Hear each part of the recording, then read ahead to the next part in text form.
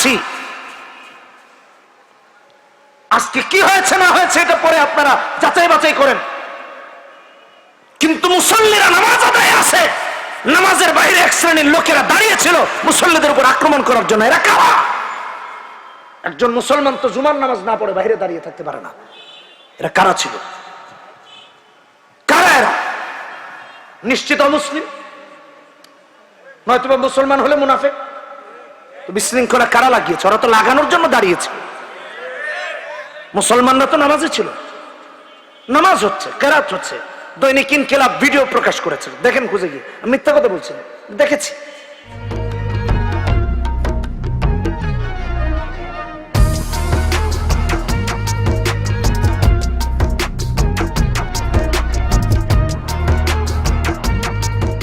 নবীরা মার খাচ্ছেন, খেয়েছেন, মুহাম্মদ সাল্লাল্লাহু আলাইহি ওয়াসাল্লাম তো মার খেয়েছেন, জিহাদে অংশগ্রহণ করেছেন।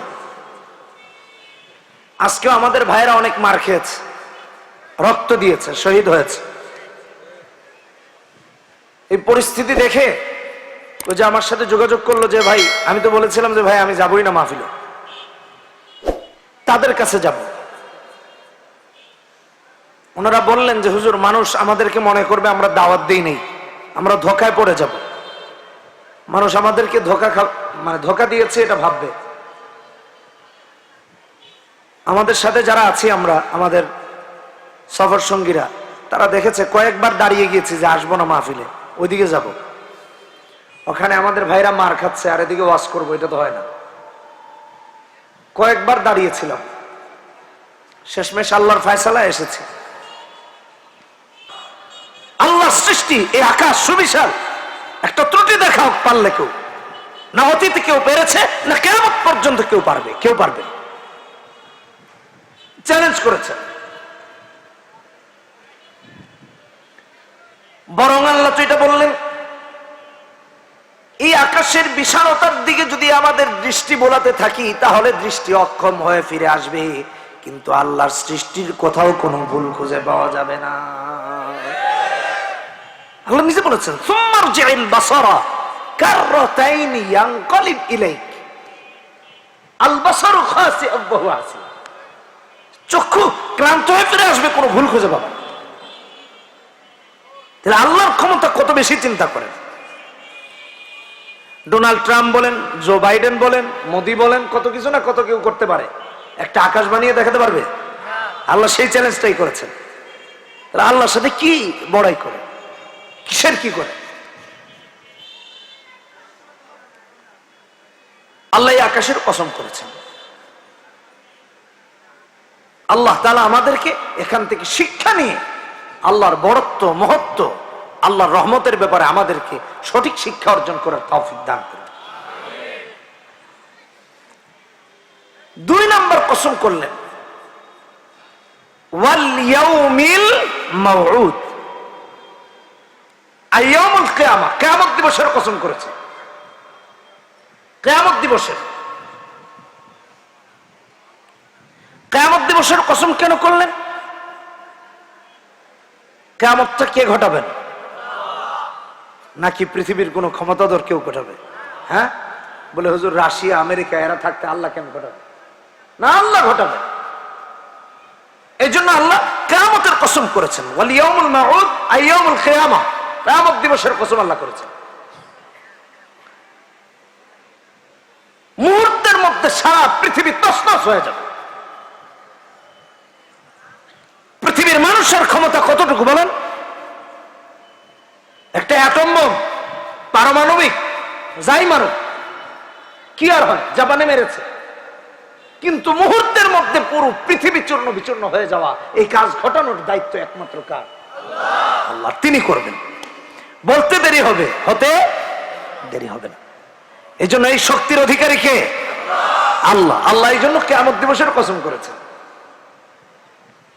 মানুষ তো এত দুর্বল, এক ভূমিকম্প দেখলে কোন দিকে দৌড়াবে এটা টের পায় না, দৌড়ায় আর দৌড়ায়। আর ভূমিকম্পতেই বা কি হয়েছে?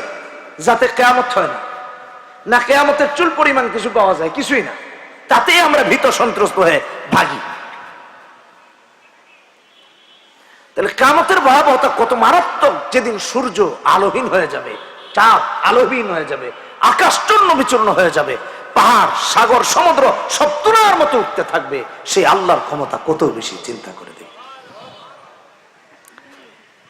ইযা সামাউ ফাতারাত ওয়া ইযাল কাওয়াকিবু ইনতাসারাত ওয়া ইযাল বিহারু ফুজ্জিরাত। আবার সূরা তাকবীরে বলেছেন ইযা শামসু কুব্বিরাত ওয়া ইযান নুজুমু ইনকাদারাত ওয়া ইযাল জিবালু সুয়্যিরাত ওয়া ইযাল ইশারু উত্তিলাত। এই সব কর্মযজ্ঞ ঘটানোর মালিক কে? আল্লাহ। আমি সংক্ষেপে বলতেছি, সময় অল্প।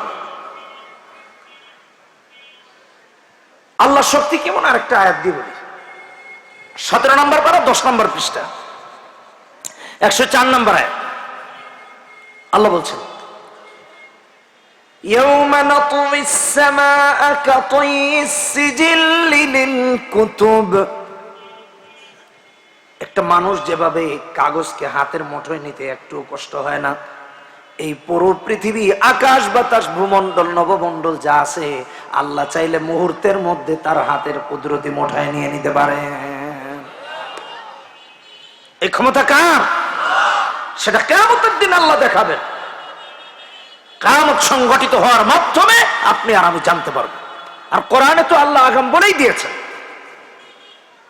কোরআনে তো আল্লাহ বলেছেন অসংখ্য জায়গায়। কোরআনে একটা সূরা আছে আল কিয়ামা, লা উকসিমু বিয়াউমিল কিয়ামা ওয়া লা উকসিমু বিন নাফসিল লাওয়ামা আয়াহসাবুল ইনসানু আল্লান নাজমাআ ইযামা। সূরা ইয়াসিন। অতএব কিয়ামতকে বিশ্বাস না করা মানুষগুলো বেঈমান, ঈমানদার না। এটা তো গেল একটা। তাফসীর রুহুল বায়ানে এসেছে, ইমাম কুরতুবী আলাইহি রাহমাতুল্লাহ উল্লেখ করেন যে আল্লাহ কিয়ামত দিবসের কসম করেছেন, তার মানে কিয়ামতের 3টা বিশেষ মুহূর্তের কসম করেছেন। একটা হলো যে আল্লাহর এত শক্তি, যিনি মুহূর্তে চাইলে সবকিছু তার কুদরতি হাতের মুঠোয় নিতে পারেন। সূরা আম্বিয়ার 104 নম্বর আয়াত 17 নম্বর পারা 10 নম্বর পৃষ্ঠায়। 2 নম্বর যে বিষয়ের কসম আল্লাহ করেছেন ওয়াল ইয়াউমিল মাউদ দিয়ে, সেটা হলো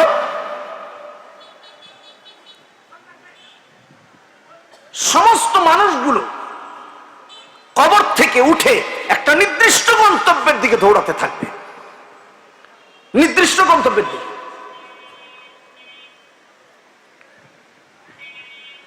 আল্লাহ তাআলা আবার এই কথাটা সূরা আবাসার মধ্যে সুন্দর করে বলে দিয়েছেন 34, 35, 36, 37 নম্বর আয়াতে ইয়াউমা ইয়াফিরুল মারউ মিন আখি ওয়া উম্মিহি ওয়া আবিহি ওয়া সাহিবাতিহি ওয়া বানিহি। কবর থেকে বের হয়ে নির্দিষ্ট গন্তব্যের দিকে দৌড়াবে। বাবা তার ছেলে মেয়েকে চিনবে না, মাও চিনবে না, ছেলে আর মেয়েরা বাবা মাকে চিনবে না, বন্ধু তার বন্ধুকে চিনবে না, ভাই তার ভাইকে চিনবে না। এমন ভয়াবহ অবস্থা হবে।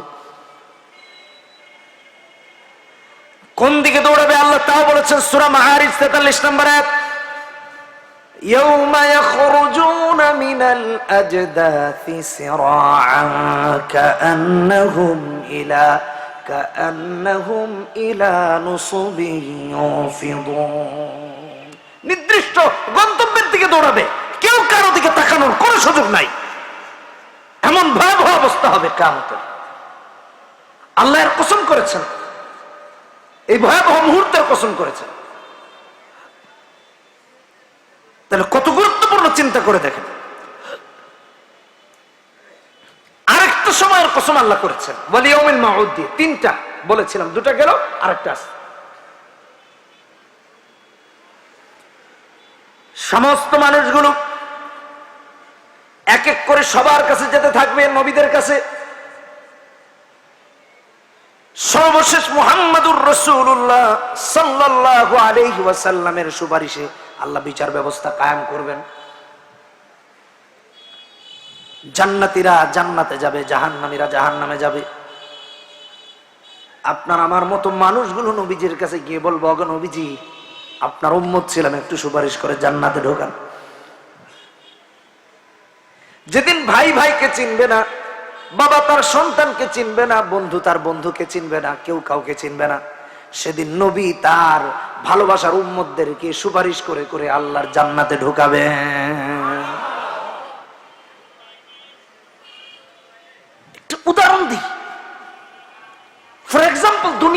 যদি হয়, আদালতে গিয়েছে, উকিল নাই, বাদী বিবাদী একা, কোন বিচারের কাজ করে দাঁড়াতে হলে তো উকিল লাগে, ব্যারিস্টার লাগে, কিছু নাই, টেনশন, পেরেশান, কি হবে কি না হবে। যেদিন কেউ কোনো কাজে আসবে না, কারো কোনো ক্ষমতা থাকবে না, সেদিন রাসূলুল্লাহ তার উম্মতদেরকে ভালোবেসে আল্লাহর জান্নাতে সুপারিশ করে ঢুকাবেন। তবে হ্যাঁ, মনে রাখতে হবে, যে সমস্ত উম্মতেরা রাসূলের সাথে আদালতি রাখে, হক্কানি আলেমদের সাথে দুশমনি রাখে, তাদেরকে রাসূল সুপারিশ করে জান্নাতে ঢুকাবেন না, জাহান্নামে ঢুকায় দেবেন, জাহান্নামে। ইমানদারদের সাথে বিদ্বেষ, অত্যন্ত দুঃখের সাথে জানাচ্ছি,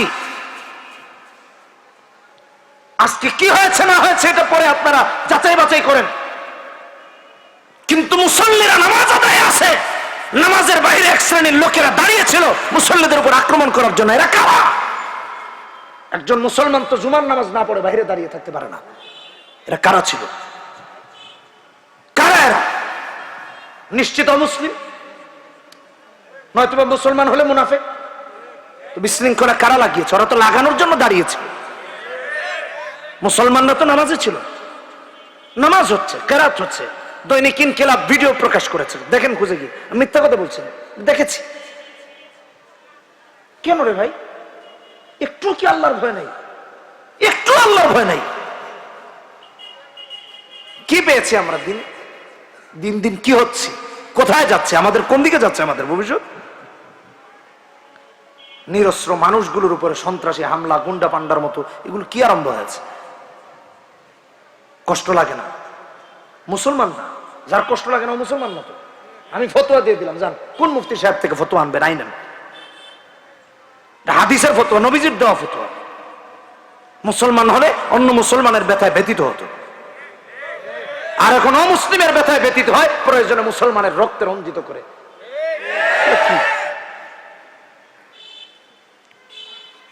আল্লাহকে ভয় করেন। হ্যাঁ, যারা আজকে দাড়ি দেখলে, টুপি দেখলে বিদ্বেষ লালন করে, আল্লাহর কসম রসুল এদেরকে জাহান্নামে ঢুকাবেন সুপারিশ করে করে, বলে ওরে জাহান্নামে ঢুকাবেন। আমার সুন্নতকে কলঙ্কিত করেছিল, অপমানিত করেছিল, ইসলামকে অপমান করেছিল, জাহান্নাম ছাড়া উপায় থাকবে না। 3 নম্বর কসম করলেন, ওয়া শাহিদিউ ওয়া মাশহুদ। 4 নম্বর, 3-4 একায় তিরমিজির 3661 নম্বর হাদিসে এসেছে, শাহেদ ইয়াউমুল জুমআ, মাশহুদ ইয়াউমে আরাফা। আরো ব্যাখ্যা আছে কোরআনে, আল্লাহ আরো স্পষ্ট বলেছেন, শাহেদ মানে হলো সাক্ষীদাতা। জোরে বলি কি? আচ্ছা, বিচারক যে হবেন, বিচার হবে আদালতে, বিচারকের কি সাক্ষী লাগে না? পৃথিবীর কোন আদালতে সাক্ষী ছাড়া বিচার হয়? আল্লাহর আদালতেও সাক্ষী থাকবে, সাক্ষী থাকবে, আল্লাহর আদালতেও সাক্ষী থাকবে। আসেন, কে কে সাক্ষী হবে একটু জেনে নেই। 1 নম্বর সাক্ষীদাতা থাকবেন আল্লাহ নিজে, ও শাহিদ, যার কসম আল্লাহ করেছেন। যা মন চায় তাই করেন, অসুবিধা নাই, পৃথিবীর কেউ দেখে নাই। সব মিডিয়াগুলো নামাজি মুসল্লিদের উপর দোষ চাপিয়ে দিল, অসুবিধা নাই, আল্লাহ সাক্ষী হবেন হাসরের মাঠে, দেখা সেখানে হবে। ঠিক কিনা? শাহিদ বলে আল্লাহ, আল্লাহ নিজে সাক্ষী হবেন, তার কসম করেছেন। 1 নম্বর। আরে ও আচ্ছা, দলিল দিয়ে যাই। আল্লাহ কোথায় বললেন? ওয়া কাফা বিল্লাহি শাহিদা। কোরআনে বিভিন্ন জায়গায় আসছে, আমি একটা দলিল দিই। 28 নম্বর আয়াত, সূরা ফাতাহ। ওয়া কাফা বিল্লাহি শাহিদা, আই কাফাল্লাহু শাহিদা, মানে সাক্ষীদাতা হিসেবে আল্লাহই যথেষ্ট হয়ে যাবেন। সেদিন কোন অন্যায় অবিচারের জন্য কারো সাক্ষী লাগবে না, আল্লাহ যথেষ্ট হয়ে যাবে। সাবধান হন, এটা 1 নম্বর গেল। শাহেদের আরেকটা ব্যাখ্যা, এটা কোরআন থেকে, নবীও সাক্ষীদাতা হবেন, নবীও সাক্ষী দিবেন। কোরআনে কারীম খুলি 41 নম্বর আয়াত, সূরা নিসার 41 নম্বর আয়াতে আল্লাহ বলেন, فَكَيْفَ إِذَا جِئْنَا مِنْ كُلِّ أُمَّةٍ بِشَهِيدٍ وَجِئْنَا بِكَ عَلَى هَؤُلَاءِ شَهِيدًا। নবীজিও সাক্ষীদাতা হবে। ইয়া আইয়ুহান নবী ইন্না আরসালনাকা শাহিদাও ওয়া মুবাশশিরাও ওয়া নাযীরা, সূরা আহজাবে আল্লাহ বলেছেন। সাক্ষীদাতা কে হবেন? নবী মুহাম্মদ সাল্লাল্লাহু আলাইহি ওয়াসাল্লাম। প্রথম সাক্ষীদাতা কে? আল্লাহ। দ্বিতীয় সাক্ষীদাতা নবী। শুধু নবী না, নবীর নেককার উম্মতেরাও হবে। যারা নবীকে মেনে চলবে তারাও সাক্ষীদাতা হবে। বিকুল্লি উম্মাতিন, উম্মতের কথা বলেছেন আল্লাহ তাআলা। 3 নম্বর সাক্ষীদাতা কারা হবে? কোরআনে কারীম খুলে দেখি, আল্লাহ রাব্বুল আলামিন কোরআনে কারীমের মধ্যে 3 নম্বর সাক্ষীদাতার কথা উল্লেখ করেছেন নিজেকে। কিয়ামতের ময়দানে আল্লাহ কারো আমলনামাটা ডান হাতে ধরিয়ে দিবেন, আর কারো আমলনামাটা বাম হাতে দিবেন, আর দিয়ে বলবেন ইকরা কিতাবাক কাফা বিনাফসিকা আল-ইয়াওমা আলাইকা হাসিবা। ইকরা কিতাবাক, পড়ো তোমার আমলনামা, তুমি নিজে পড়ো। কাফা বিনাফসিকা আল-ইয়াওমা আলাইকা হাসিবা, আজকের দিনে সাক্ষীদাতা তুমি নিজেই নিজের জন্য যথেষ্ট। আমলনামা পড়বে, আমলনামার সব লেখা থাকবে, কোথায় কি করেছে, কাকে মেরেছে, কাকে ধরেছে, কার জমি আত্মসাৎ করেছে, কার খুন করেছে, কারে কি করেছে না করেছে, সব আমলনামা লেখা থাকবে। ইকরা কিতাবাক কাফা বিনাফসিকা আল-ইয়াওমা আলাইকা হাসিবা। কি ভয়াবহ হবে চিন্তা করেন। সূরা বানী ইসরাঈল 14 নম্বর আয়াত, কাফা বিনাফসিকা আল-ইয়াওমা আলাইকা হাসিবা। সাক্ষীদাতারা শুধু এখানেই শেষ না। আপনার আমার জবান, আপনার আমার হাত, আপনার আমার পা, আপনার আমার অঙ্গ প্রত্যঙ্গ গুলো নিজের বিরুদ্ধে সাক্ষী দিবে। কারণ আমরা তো গোলাম ছিলাম কার? এই হাতটা কে বানিয়েছেন? এই পাটা কে বানিয়েছেন? এই জেহেনটা, ব্রেনটা কে বানিয়ে দিলেন? এই জবানটা কে দিয়েছেন? সবগুলো কিন্তু আল্লাহর গোলাম। শয়তানের কুমন্ত্রণায় পড়ে যদি এইগুলোর যদি অসৎ ব্যবহার, অসদাচরণ এগুলোর সাথে করি, এই সবগুলো অঙ্গ প্রত্যঙ্গ আল্লাহর কাছে দাঁড়িয়ে বলবে, আল্লাহ আমাকে অন্যায় কাজে লাগিয়েছিল, বিচারটা তুমি করে দাও। ধরবে। আরে ভাই বানিয়ে বলতেছি না, কোরআনে কারীমের আয়াত, সূরা নূর 24 নম্বর আয়াত। আল্লাহ রাব্বুল আলামিন বলেন, يوم تشهد عليهم ألسنتهم وأيديهم وأرجلهم بما كانوا يعملون। ইহাতেই পাই জবান সব সাক্ষী দিবে যে আল্লাহ আমাকে দিয়ে গালি দেওয়া হয়েছে, আমাকে দিয়ে অসৎ ব্যবহার করেছে, আমাকে দিয়ে অন্যায় কাজে লাগিয়েছে। সব সাক্ষী দাতাও আল্লাহর কাছে বিচারের কাঠ করে দাঁড়াতে হবে, কোন সুযোগ থাকবে না বাঁচার। ইয়াউমা তাশহাদু আলাইহিম আলসিনাতুহুম ওয়া আইদিহিম ওয়া আরজুলুহুম বিমা কানু ইয়ামালুন। আল্লাহ কয় তোর টাইম শেষ। সূরা নাজিআত 24 নম্বর আয়াত। যাই হোক, নিজেকে বাদশাহ রব দাবি করেছে, তো ওই বাদশার জাদু করছিল। আগের জামানায় রাজা বাদশারা নিজের ক্ষমতা টিকানোর জন্য জাদুঘর পালতো, আর এই জামানায় রাজা বাদশারা গুন্ডা পান্ডা পালে, যার প্রমাণ সারা দেশে অভাব নাই। যেখানে সেখানে মারামারি, অস্ত্র হাতে হাতে। আমাদের এই তো পাশে মিরপুরে দেখলাম একজন চাঁদার জন্য গুলি করে মেরে ফেলছে, এই তো কালকের নিউজ। বন্দুক টন্দুক কি এত সস্তা হয়ে গেল রে ভাই? এরকম যদি হাতে হাতে অস্ত্র চলে যায় তো দেশ ঠিক থাকবে কিভাবে? তো অশান্ত হবে।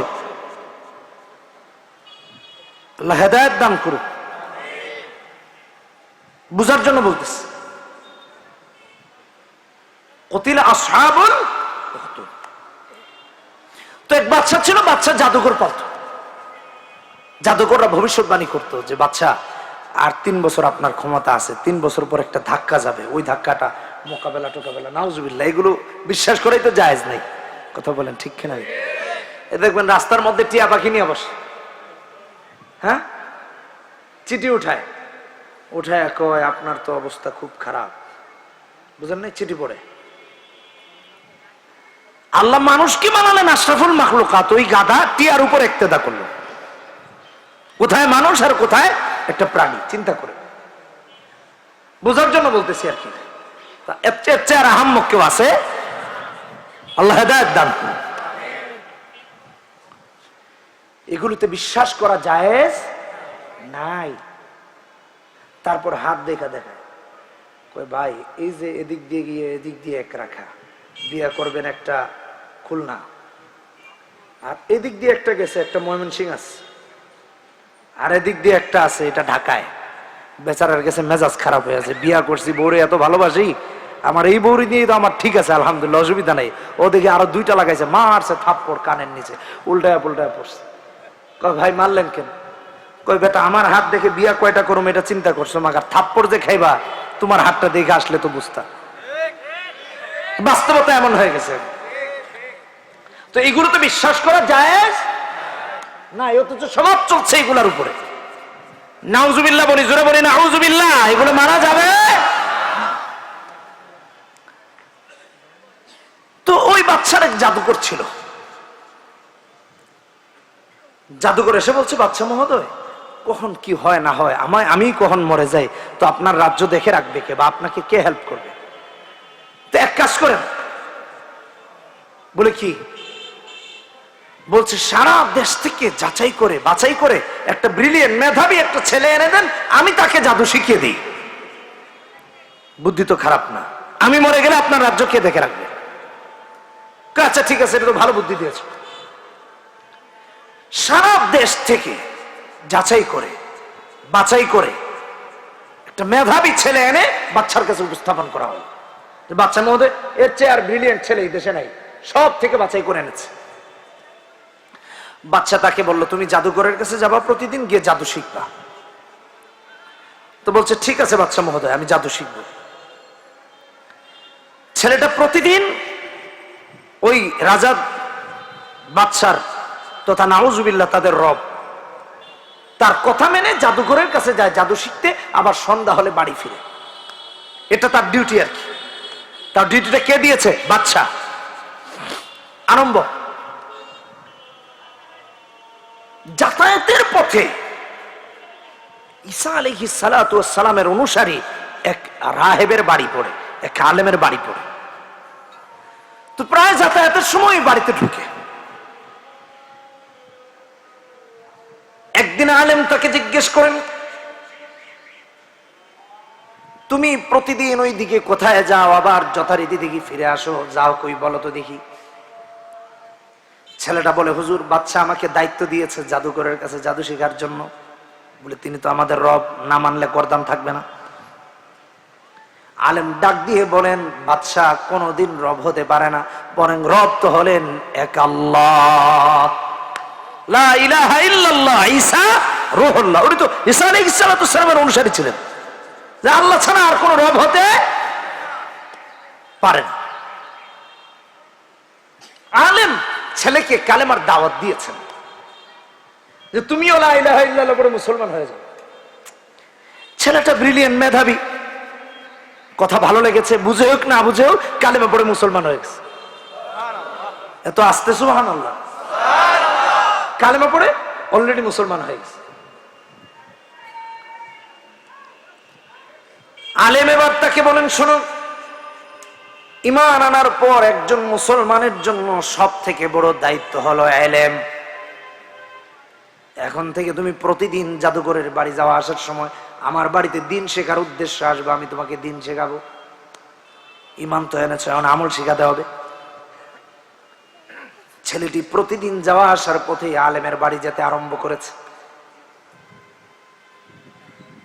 একদিন যাওয়ার সময় দেখে রাস্তার মধ্যে বিশাল গন্ডগোল, দাব্বাতিন আযীমাতিন হাদিসে এসেছে, ভয়ঙ্কর একটা প্রাণী।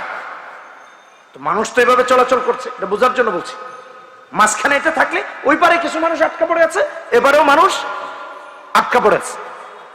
এপারে এরা ওদিকে যেতে পারে না, এদিকে এরা এদিকে যেতে পারে না। সব মানুষ দাঁড়ান। তো ছেলেটাও ওখানে আটকা পড়ছে।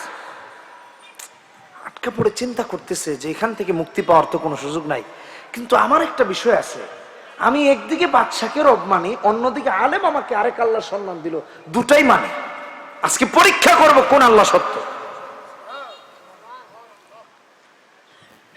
আল্লাহ কোনটা সত্য, এক আল্লাহ না জাদুঘর যার কথা বলে অর্থাৎ বাদশাকে রব বানিয়েছে সে।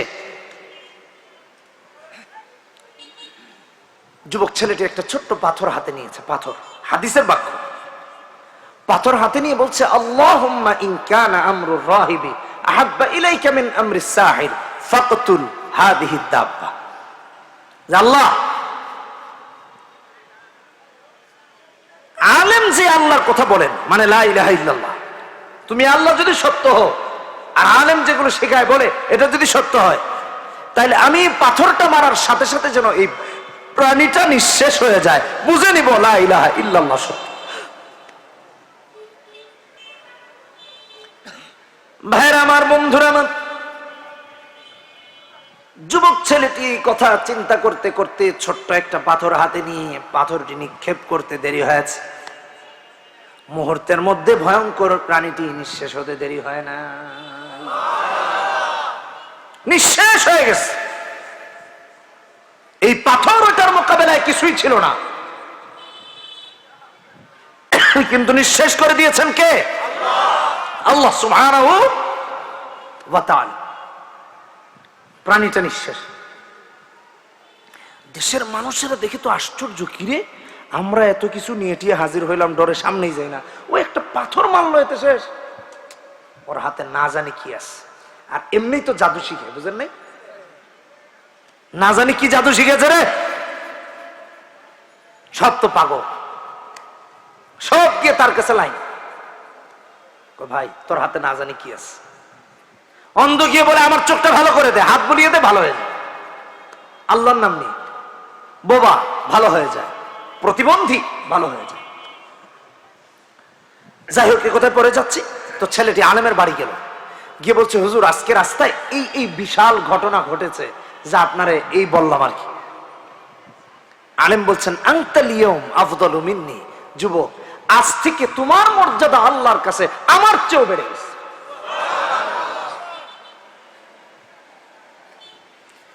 তবে যুবকরে সাবধানে থাকতে হবে, এখন থেকে তোমার উপর ইমানি পরীক্ষা একের পর এক আসবে, কিন্তু খবরদার আমার কথা বলা যাবে না, কারণ হলো আমি আরো দাওয়াত দিতে হবে, মানুষকে দিনের পথে আনতে হবে, তাই আমার সম্মান দিবে না। বলল ঠিক আছে হুজুর, দিব না। ছেলেটির কাছে সারা দেশের মানুষগুলো যেতে আরম্ভ করলো, কারো চোখে সমস্যা, কারো পায়ে, কারো হাতে। যুবকের কাছে গিয়ে বলে ভালো করে দাও। যুবক বলে লা আশফি আহাদান ইন্নামা ইয়াশফি আল্লাহ, আমি ভালো করে দেই না, বরং ভালো তো করে দেন আমার আল্লাহ। ওই দেশের যে বাদশা, যে নাকি নিজেকে রব দাবি করেছে, তার একজন ক্যাবিনেট মেম্বার তথা একজন মন্ত্রী ছিল, যে অন্ধ, চোখে দেখে না, বাকি বুদ্ধি শুদ্ধি ভালো হওয়ার কারণে বাচ্চাটাকে মন্ত্রী বানিয়ে রেখেছে।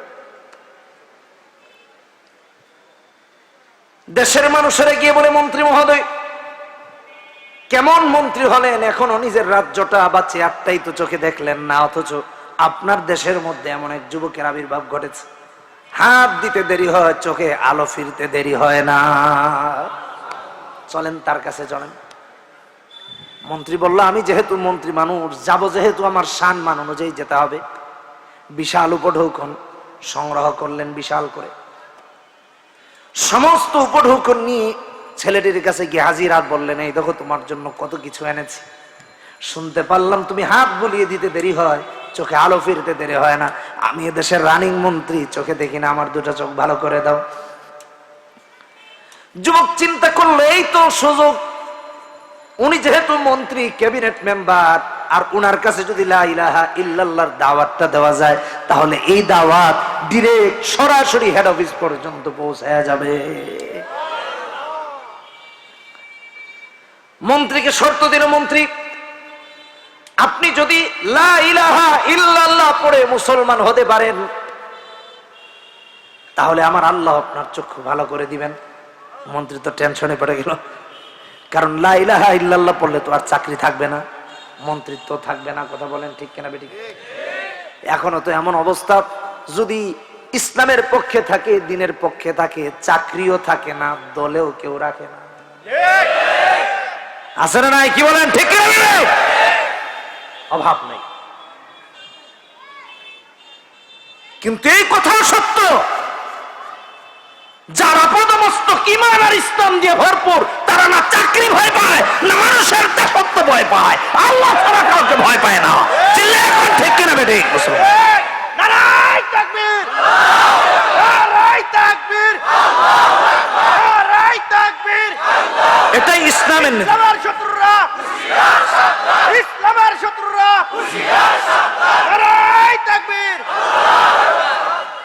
মন্ত্রী টেনশনে পড়ে গেলেন, এই মুহূর্তে যদি আমি কালেমা গ্রহণ করি তাহলে তো আমার মন্ত্রিত্ব থাকবে না, চাকরিও থাকবে না, কি করা যায়?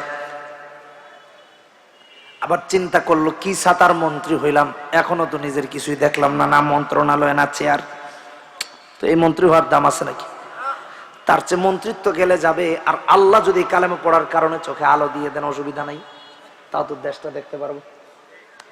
যে চেয়ারে বসলাম, যা দেখলাম না তাও তো দেখতে পারবো।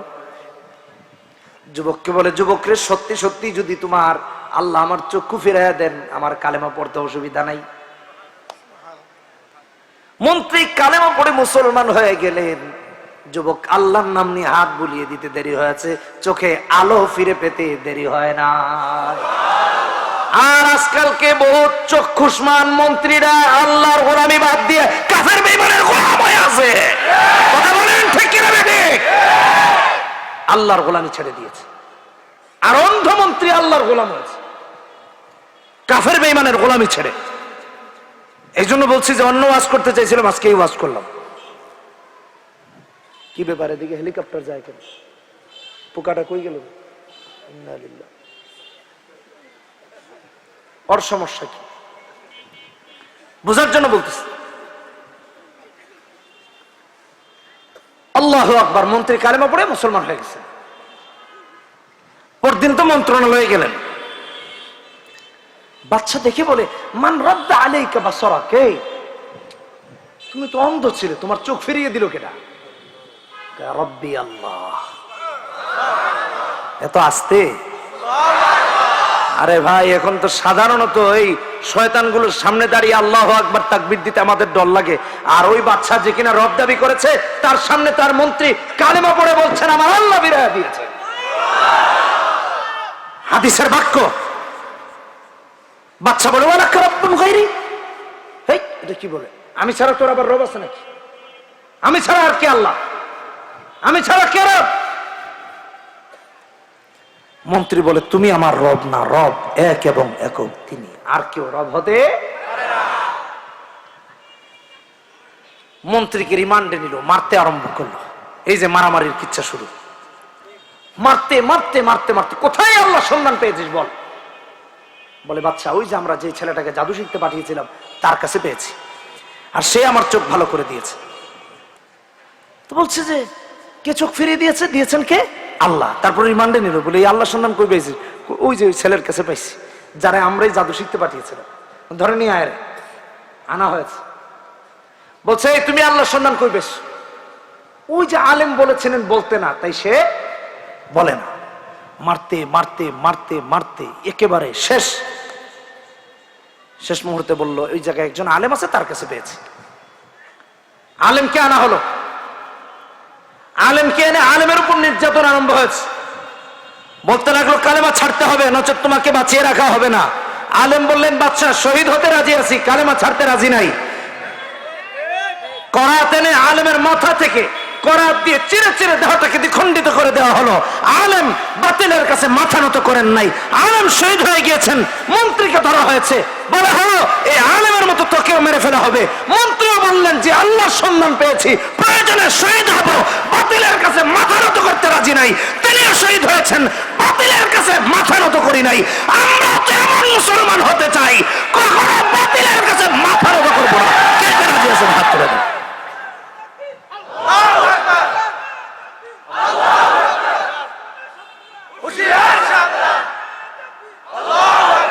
এই ঈমান আপনাকে আমাকে আনতে হবে।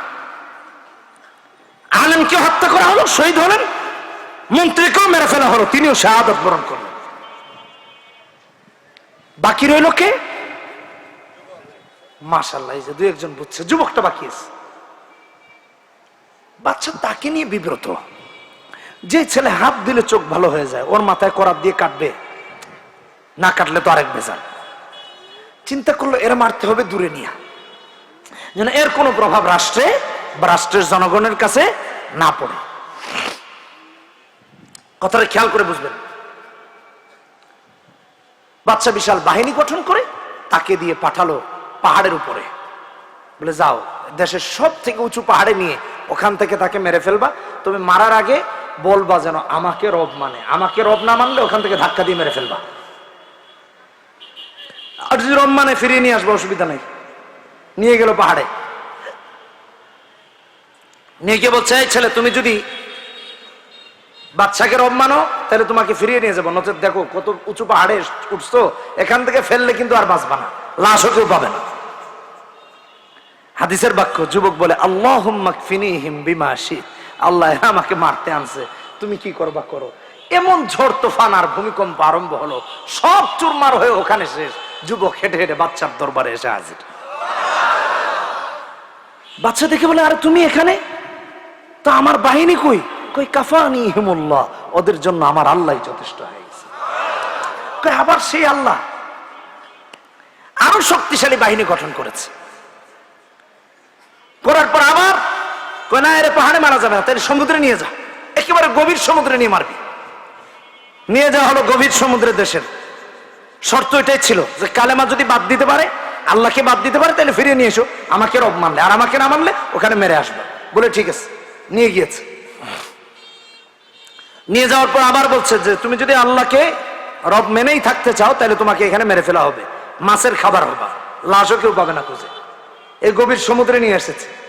যুবক আবার বলে আল্লাহুম্মা কফিনিহিম বিমা শি'ত। হাদিসের বাক্য, বলতে দেরি, কিসের যুদ্ধ, জাহাজ টাহাজ, কিসের বাহিনী, সব ডুবে ডাবে শেষ। যুবক পানির উপর দিয়ে হেঁটে হেঁটে বাচ্চার দরবারে আবার এসে হাজির। বাদশা বলছে আবার তুমি এখানে, তোমার আমার বাহিনী কই? কয় কাফানিহিমুল্লাহ, ওদের জন্য আমার আল্লাহই যথেষ্ট হয়ে গেছে। কাফানিহিমুল্লাহ, আল্লাহ যথেষ্ট হয়ে গেছেন।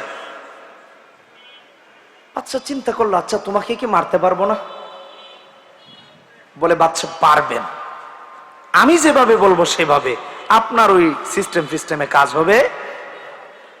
বলছে কিভাবে? বলছে আমার তীর আমার ধনুক দিয়ে মারতে হবে, বিশাল একটা মঞ্চ বানাতে হবে, সেই মঞ্চে আমাকে উঠাতে হবে, সারা দেশের মানুষকে সেখানে দাওয়াত দিয়ে হাজির রাখতে হবে, একজনও ঘরে বাড়িতে থাকা যাবে না। যা বলো সব করতে রাজি আছি, কিন্তু তোমারে বাঁচায় রাখতে রাজি নেই। ঠিক আছে তাই করেন। আর তীরটা যে আমার তীর, আমার ধনুকটা যে আমার গায়ে মারবেন, এটা কিন্তু আপনার নামে টামে মারলে হবে না, আমার আল্লাহর নামে মারতে হবে। আর আমার আল্লাহর নামে যে মারছেন এটা আবার গোপনে বললে হবে না, পুরো দেশবাসী যারা এখানে উপস্থিত থাকবে সবাইকে শুনিয়ে বলতে হবে। কই যাও তাও করবো, কিন্তু মারতে চাই। ক্ষমতার লোভ এমন, কাকে মারবে কাকে কি করবে এটা পরোয়া করে না, আমার ক্ষমতা থাকলেই হয়। এটা এটা আজকের কথা না, এটা 1450 বছর আগের কথা। এটা হাদিস, কারো দেখার দরকার লাগলে আইসেন, আমি মুসলিম শরীফে দেখাই দিব না, আমার কাছে সফটওয়্যার আছে, মোবাইলে হাদিসটা আছে। আর হাদিস নাম্বার বলেই তো দিয়েছি, 7703 নম্বর হাদিস মুসলিম শরীফের, সো আপনারাও জানেন। অতএব কারো এটাতে ভুল বোঝাবুঝির কোনো কারণ নাই যে হুজুর কারে বলতেছে, না আমি হাদিস বলতেছি, কান কানা করে শোনেন। 1450 বছর আগের ঘটনা শোনাইতেছি, যে 1400 বছর আগের ঘটনার সাথে ওই সময়ের শয়তানগুলোর মিল আছে, এই সময়ের শয়তানদেরও মিল আছে। এটা বোঝানোর জন্য ওয়াজ করতেছে। বিশাল সমাবেশের আয়োজন করা হয়েছে, সবাইকে দেশের এখানে হাজির করা হয়েছে। সবাইকে হাজির করার পর তার কথা অনুযায়ী তার তীর তার ধনুক নিয়ে যুবককে মারবে। মারার সময় কথা ছিল কার নামে মারবে? তার নামে মারলে হবে না, আল্লাহর নামে মারতে হবে।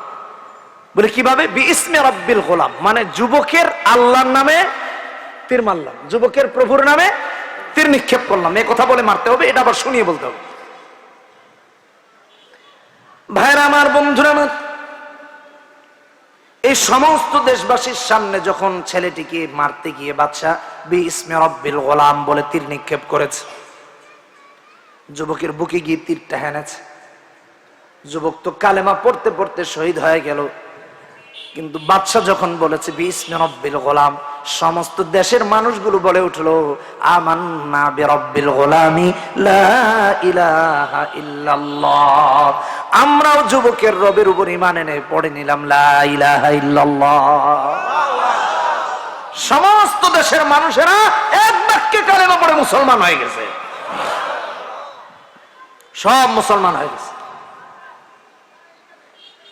বাদশা তো আরো টেনশনে পড়লো যে তিনটারে শেষ করতে গিয়ে পুরো দেশবাসী তো মুসলমান। কিন্তু কিছু চাকর চামচা থাকে না, এগুলো তো সব কালেই আছে। এই জমানায় নাই আর কি, তখন ছিল, আর থাকলেও এটা পরে পরে। ওরা কই বাচ্চা করলেন কি, এ তো পুরো আরো মার্ডার হইলো, সব কালেমা পড়ে মুসলমান হইল। কি রুখতে চাইলেন, কি ধামাচাপা দিতে গেলেন, উল্টা তো সব দিকে মুসলমান। বলে যা হয়েছে হয়েছে, এখন কি করতে হবে বল। সবাইকে বলেন যেন এই কালেমা সবাই প্রত্যাখ্যান করে, নয়তো আলেমের মতো, যুবকের মতো, মন্ত্রীর মতো এদেরকেও মেরে ফেলা হবে। ওই যে খুনের নেশায় উন্মাদ, খুনিরা এরকমই হয়, ওদের সব মেরে ফেলবো। বললে তোমরা যদি লা ইলাহা ইল্লাল্লাহ না ছাড়ো তাহলে সবাইকে মেরে ফেলবো। সমস্ত ইমানদারেরা বলে বাদশাহ মহোদয়, যে আল্লাহর উপর কালেমা পড়ে ঈমান এনে মুসলিম হয়েছি, মুসলিম হয়েছি, মুমিন হয়েছি, ওই আল্লাহকে কোনোদিনও ছাড়তে পারবো না। প্রয়োজনে যুবকের মতো, প্রয়োজনে মন্ত্রীর মতো, আলেমের মতো নিজেদের জীবনটাও দিতে পারি, লা ইলাহা ইল্লাল্লাহর ব্যাপারে বাতিলের কাছে আপোষ করতে পারবো না। সাফ জানিয়ে দিল। ওই যে কুতিলা আসহাবুল উখদুদ যে পড়েছিলাম, মানে আর ঘাবড়ানোর কোনো সুযোগ নাই, তুমি হকের উপর আসো, আগুনে ঝাঁপ দিয়ে শহীদ হয়ে যা।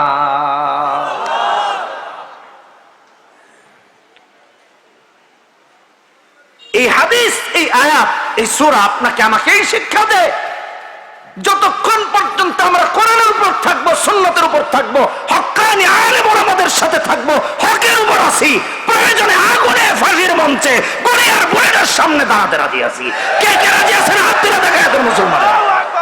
নারায়ে তাকবীর, নারায়ে তাকবীর। ইসলামের শত্রুরা হুঁশিয়ার, সাবধান। ইসলামের শত্রুরা হুঁশিয়ার, সাবধান। আল কোরআনের আলো ঘরে ঘরে জ্বালো, আল কোরআনের আলো ঘরে ঘরে জ্বালো, আল হাদিসের আলো ঘরে ঘরে জ্বালো। নারায়ে তাকবীর। আল্লাহ তাআলা এই শিক্ষাই এই ঘটনায় দিয়েছেন, দিয়ে দুইটা ভাগ করে বলেছেন, এক শ্রেণী মুমিন আর এক শ্রেণী মুশরিক। এখানে ভাগাভাগি হয়ে গেছে। মুমিনদের কথা বলতে গিয়ে আল্লাহ বলেন, যারা মুমিন তারা তো অনন্ত অসীমকালের জন্য জান্নাতি, আর যারা বেঈমান তাদের কথা বলেছেন ইন্না বাতশা রাব্বিকা লাশাদীদ। আরো বলেছেন যারা ইমানদারদের সাথে অসদাচরণ করলো, ইমানদারদের সাথে জুলুম করেছে, ওরা যদি তাওবা না করে কোনোদিনও ওরা জাহান্নাম থেকে মুক্তি পাবে না, অনন্ত অসীমকালের জন্য জাহান্নামী হবে। আল্লাহ রাব্বুল আলামিন আপনাকে আমাকে ঈমানের উপর মৃত্যু পর্যন্ত ইস্তেকামত থাকার তৌফিক দান করুন। জোরে বলি আমিন। হাত উঠায় আল্লাহর কাছে ওয়াদা করি, বলি হে আল্লাহ, আজ থেকে ওয়াদা করছি মৃত্যু পর্যন্ত কোরআন সুন্নাহ অনুযায়ী চলবো। হে আল্লাহ, আমাদের এই ওয়াদা মৃত্যু পর্যন্ত বাস্তবায়ন করার তৌফিক দান করুন। জোরে বলি আমিন। হাত নামান। এক এক করে আলেম ওলামারা আসবেন, এখন আজান হবে, তারপর নামাজ হবে ইনশাআল্লাহ। আজকের মতো বিদায় নিচ্ছি, সবাই ভালো থাকুন। আসসালামু আলাইকুম ওয়া রাহমাতুল্লাহি ওয়া বারাকাতুহু। সুবহানাকাল্লাহুম্মা ওয়া বিহামদিকা। জাযাকুমুল্লাহু আহসানাল জাযা। হযরত আল্লাহ তাআলা